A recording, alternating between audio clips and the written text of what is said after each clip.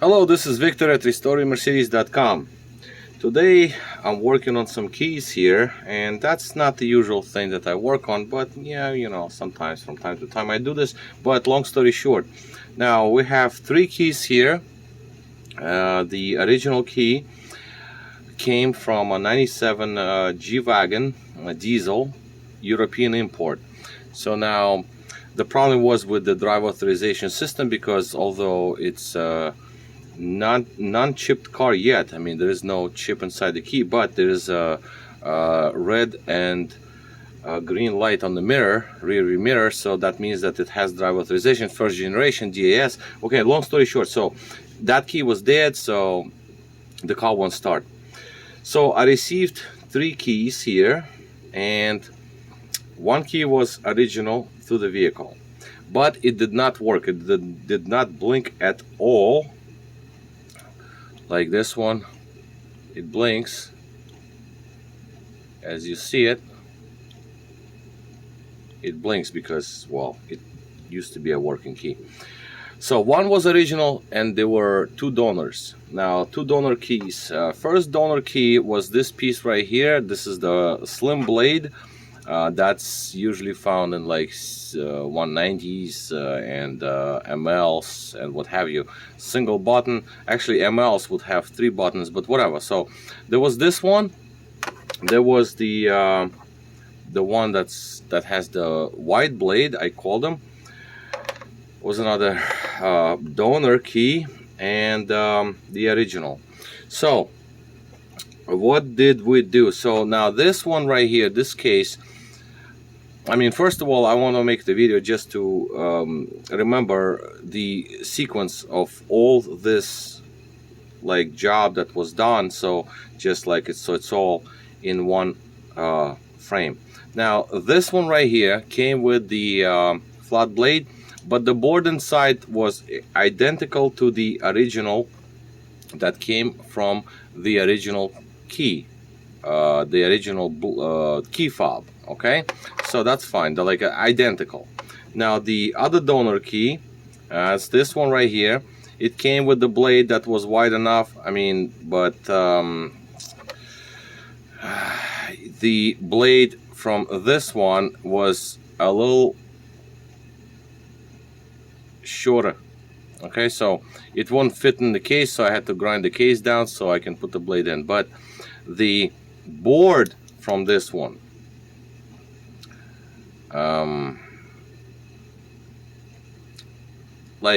okay, so the board from this one did not fit exactly right into the other key, this one right here. We're gonna get to this in a minute. But the thing is like this particular key has original blade and original board with the original EEPROM. The EEPROM chip, that is where is that EEPROM chip? I had it somewhere because it doesn't matter at this point, but the original EEPROM was sourced from, and that's the EEPROM right here. That's the spare one, doesn't matter. But so this EEPROM was taken out from the original key, not this case, empty, from the original board that's in this key that has no EEPROM anymore because that's the original board, and it was put into the spare that was semi-capable of receiving the blade, and it would fit the board perfectly fine inside the case. And the EEPROM was soldered into this board. Now the problem with this particular key is this: no keyhole. No keyhole. Keyhole. Very important. I mean, at least to me, I mean, I'm just saying, I would be extremely upset if I would not have the keyhole, because this is a 1994 key. If I remember correctly, this was the only key that was made without the keyhole. 93 keys used to be bigger, and this is a 94 with no keyhole. And 95s, they had the keyhole, so you can put the keys, put the key fob onto your keychain, key ring, whatever. So this one did not. So I decided to keep it original like that, and that was it. So now the question arises why I would not put it into the original case that came with the original board. The problem was the button. The button underneath. I've tried. I grinded it down. Long story short is that it did not work out. There is a problem with the button, and the problem with the button is that the guide pin over here is worn out to a point where it actually moves sideways. If you look closely right here, the pin moves sideways, so it does not guide the middle insert from the button straight against the actual switch. So I grinded it down as much as I could, but still I was not successful. I mean, I can actually probably do a little more, but I decided, okay, you know what, forget about that, and we're going to make another key. So the case rather. So this is the case. So what I did is I took the original EEPROM, I copied the data with the thing, with the computer, and I put data back into the the one of the spare ones, and I have the spare case. This is the aftermarket case because I had two spares, so I have two boards. The original one is no longer, but I have two other boards. So one board is here, and this is another board. So I decided to put the chip with the same data into the secondary board and put it into the case. That's aftermarket case with the aftermarket blade.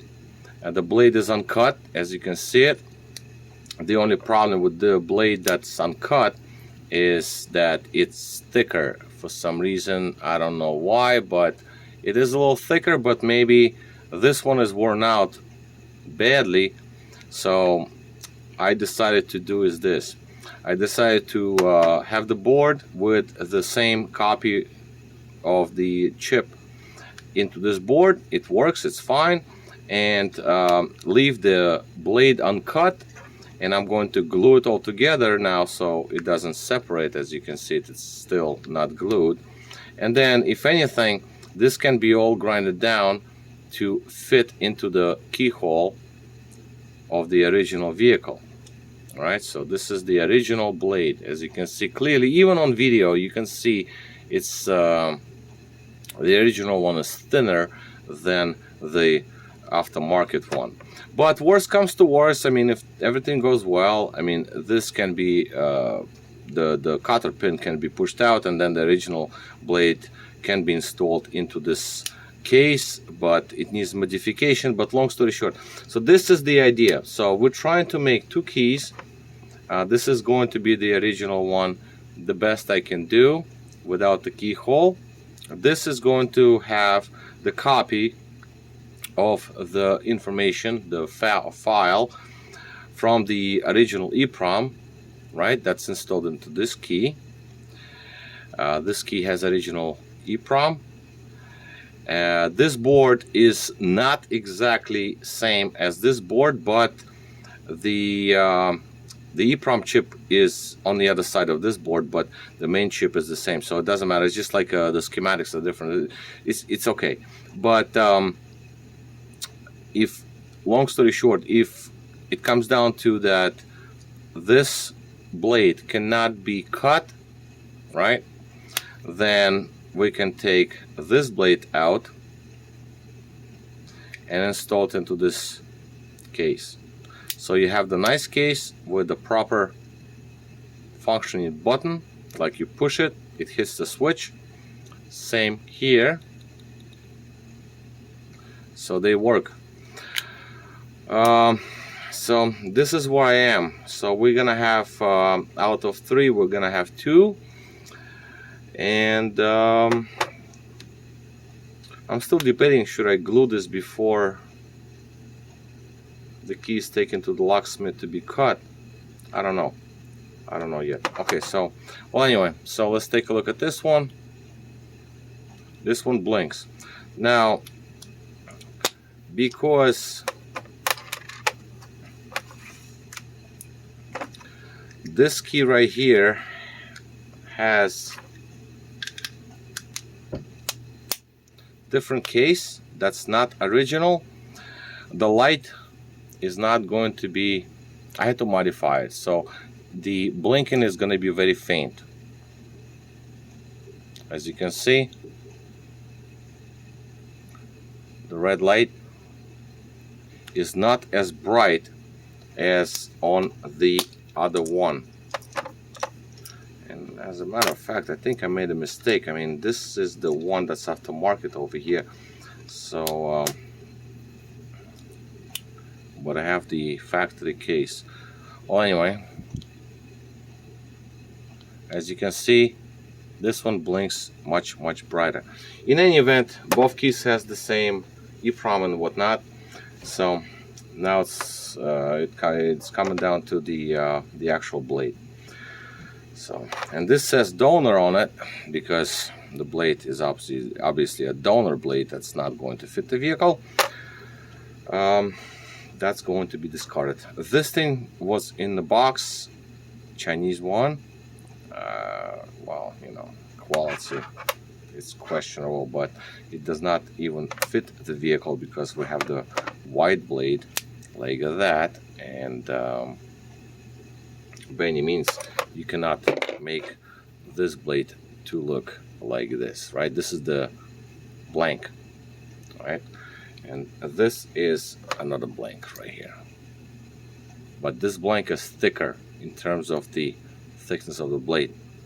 So anyway, just want to make this because I don't have the car yet. Once the car is here, then we'll talk about it, then I can play around with it. But so far so good. It works. I mean, I got it to work the way it is. Alright, so this is going to be all. Victor here, restoringmercedes.com. Thank you for watching.